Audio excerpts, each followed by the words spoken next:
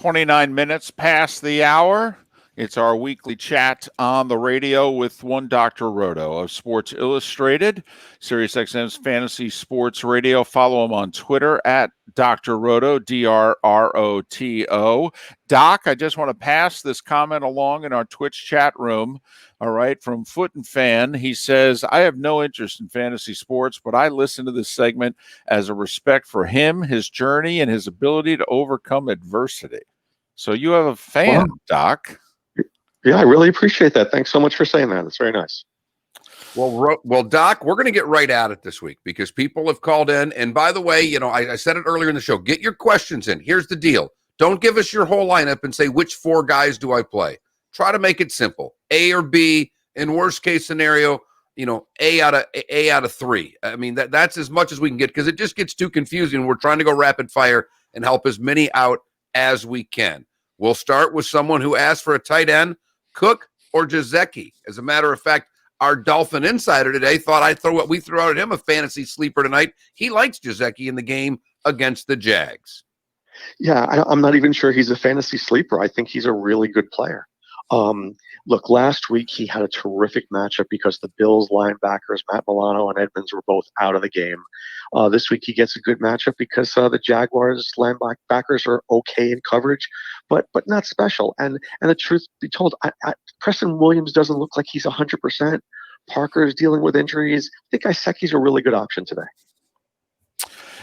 This normally would seem like a completely foolish question. But you have said it's about matchups. And so JB Vike sent in 2 different comments in our Twitch chat room. First was, do you bench Mahomes for any reason ever? But then he said, considering that Mahomes has to face the Ravens this week, he is actually wondering Mahomes or Minshew because of the matchup. So 2 questions. Do you ever bench Mahomes? Do you even think about it? And if so, okay, would you do it this week because it's the Ravens and play someone else? You think about it, you hover your finger over the button, and then just as about to press, you say, what am I thinking? I'm not benching the best player in the entire NFL because you can't. I mean, because look, it Minshew, let's say he has a great game, okay? And he very well might. Let's say he throws for 300 yards and 3 touchdowns. Are you telling me Mahomes can't do that against the Ravens? Mahomes could do that against anybody. So I just don't think there's ever a great time that I'm benching Patrick Mahomes. I know it may make sense, and I might do that with a lesser player, but I'm not doing it with him or I'm not doing it with Lamar Jackson. That being said, you could hear it from what Doc said there. The mustache is a play tonight against this defense. All right, this guy has 2 questions, and because they're each 1 player, half-point PPR, Hines or Mark Ingram at the running back, or Cam or Matt Ryan at the QB. Go ahead, Doc. Okay, I think this is more of an Ingram week. I think that the Ravens will control the clock, and I think Ingram gets in on a rushing touchdown. Hines was very confusing last week. I think people expected him to have a big week. You probably spent an early waiver wire pick on him, and then you just saw a Jonathan Taylor love fest. You're going to see a Jonathan Taylor love fest most weeks. The Colts will play Hines when they're behind, but they're not going to be behind against the Jets. I mean, forget about that. So I think that it's hard to play Hines. In terms of Cam and Ryan, look, they're both great starts this week. I think Chicago is an overrated defense. I think Ryan is always in play. Remember, it's an even year, and in even years, Matt Ryan racks up the yardage and the touchdowns. But look, has there been a better looking quarterback than Cam? He looks like one of the top 5 guys out there. I think with Cam, though, I worry about his passing yards because he's not going to have a week like he did, this past week against Seattle, where Seattle's secondary is terrible. And then you really want Cam to get those rushing touchdowns. Well, what if this week he doesn't? Is Cam going to get 16 rushing touchdowns this year?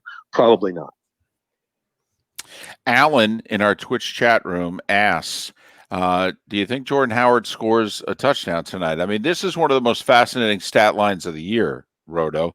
He's got 13 carries for 11 yards, yet he scored a touchdown in each of the 2 games this year. Jordan Howard, will we have a Jordan Howard sighting? You could, and look, what if I told you that this guy has 100 carries on the entire season and he has 10 touchdowns? I mean, it's possible. I mean, if the Dolphins ever get within the 5 yard line, he's the guy you bring out. You don't bring out Gaskin, right? Maybe Breida, but I think you feel more comfortable with Howard. Look, it's certainly possible. And I look at it this way. In a standard league, he's in play every week. In a PPR format, he's not. In a half-point PPR, it depends on my roster. I mean, because look, if this guy gets 6 carries for 6 yards and 1 touchdown, I mean, that's worth 6 points. Pick one of the three: Claypool, Gage, or Gallop full point PPR. And Gallop was a huge disappointment last week when that was set up for him to have a big game. Always like I don't know about you, Roto, but when someone's expected to have the big game, that next week after they don't can be juicy. Yeah. So I mean, look, my son, little Roto, is starting to play fantasy football, and he's like, this guy didn't do well, and I go, yeah, that's going to happen all season, right? And then he just looks at me. I go, you can't think that way. You have to have a long-term vision about players. Was Michael Gallup bad last week? No, he just didn't do exactly what we expected. But Amari Cooper's not good on the road. Have you ever seen his road and home splits? They're kind of ugly. So I definitely think this is a Gallup week. That being said, Julio Jones is not 100%. He may be used more as a decoy than anything. I think this is absolutely a chance for Gage to have a good week. But Gage is the third or fourth option on that team, where Gallup is more like the second or third. I'm probably leaning Gallup, but it's pretty close. Atlanta this week has the Bears. It's a good defense with a pass rush. They're vulnerable a little bit, but they've not given up a ton of points. In our Twitch chat room, Doc, Joe Psychotic asks, non-PPR league, I need to play 2 of 3. Julio Jones, DeAndre Swift, Tyler Boyd. Well, and you said it's a non-PPR league? Non-PPR. Problem is you got 3 guys there who don't really score a lot of touchdowns. I will say this. If Julio Jones is healthy, you play him, right? If he's on the field, you play him because you don't want to be the guy who said, I benched Julio Jones. That's never a great life decision. I like Swift this week a little bit. I do. I think this is a very high-scoring game in Vegas. And I think Swift is a sneaky start. I think that the Lions will be playing from behind. And when the Lions are playing from behind, you see Swift on the field, and you don't see Adrian Peterson. Tyler Boyd is a nice play too. I really think Slay is probably going to be covering AJ Green, and the Eagles are one of those funnel defenses. So I think that Boyd and even Drew Sample are interesting for Cincinnati. So I'm definitely going Julio if he's healthy. And then I guess I'm probably going Boyd as my second choice. All right. This person has a question and he wants a confirmation. And I normally wouldn't do it, but I'm curious of your confirmation. He says, pick one out of Hollywood Brown, Galladay, and Metcalf. I'm Hollywood Brown. Where are you, Doc? I'm Metcalf because I've seen that Dallas secondary, and every time I see it, I cringe. But I mean, look, Galladay should be back this week. And at one time, Patrick Peterson was a scary matchup. That time is not this week. Patrick Peterson looks like he's lost 2 steps.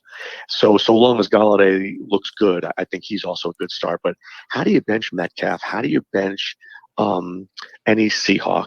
The only worry I have with the Seahawks, the only worry is that they want to establish the running game. But I mean, look, Lockett is a great matchup, and Metcalf is a great matchup, and they don't really. I mean, David Moore, I don't know, and Olsen has done nothing, so hard for me to sit one of those guys. All right. His confirmation, by the way, was I should be rolling with CEH over Connor and Kelly, right? And I'm curious of your answer because Joshua Kelly's my sleeper this week. I told you to come up with a sleeper. My running back, and I don't even know if it can be truly called a sleeper, but my running back sleeper is Joshua Kelly this week, Doc. Well, I mean, I think Kelly is in a great spot, and in a standard format, I can't imagine that he doesn't score. I mean, Carolina's run defense is terrible. I mean, Edwards-Helaire, I'm never going to be the guy who benches him. Can he not catch passes out of the backfield? Of course he can. And Darrell Williams is not 100%. Darwin Thompson's not special. Look, I like Connor a lot, but one of my friends had a very good point, and he works for Sports Illustrated Fantasy. And if you subscribe to SI Fantasy Plus, you're going to get a lot of his insight. He is a high-stakes winner and a really great player. His name is Sean Childs, and he said the following. The Texans have been gashed by the run the last couple of weeks. I mean, gashed. So now, what do you think they're working on in practice? Stopping the run. right? When you're working on stopping the run, that makes you more susceptible to Ben Roethlisberger throwing the football. So I like Connor. The matchup is great for Connor, and I'm not telling you to bench Connor. I'm just saying the Texans probably been working on that run defense just a little bit this week. 479-5551 if you want to get in a last-minute question for Dr. Roto of Sports Illustrated. Also in the Twitch chat room, twitch.tv/Miller and Moulton. Humphreys versus Minnesota or Hardman versus Baltimore? I don't really love Adam Humphries. I mean, he's okay. I feel like it. So last week, everybody was in on Corey Davis. And then, of course, he found them on a milk cart and he didn't do anything. So now, I think there's probably more of a Corey Davis week than Humphries. I always like Jonnu Smith. Look, Hardman can always make one play. Sammy Watkins, as we know, is questionable. If Hardman's out in the field, maybe he goes 2 catches for 67 yards and a touchdown. It's possible. So I always, when it's tight like that, I always choose the better offense and the better quarterback. Doc, on that one, is that one you would wait because of the Watkins thing? Are you waiting as late as you can with inactives just by the chance that maybe Sammy's inactive and that changes your thought process at all? Yeah, absolutely. So, I mean, what I do is, so let's say I have Sammy Watkins on my team right now.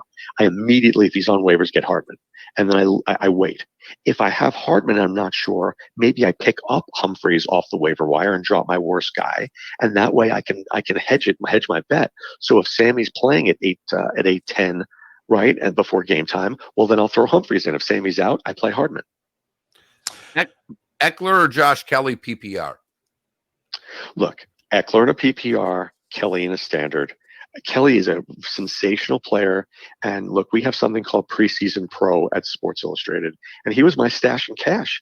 I mean, he was my guy that you put on your roster in round 14. And now look at the dividends. You're not going to get this guy in your league anymore. If he's out there, you have to get him. I mean, but Eckler in a PPR is a better option.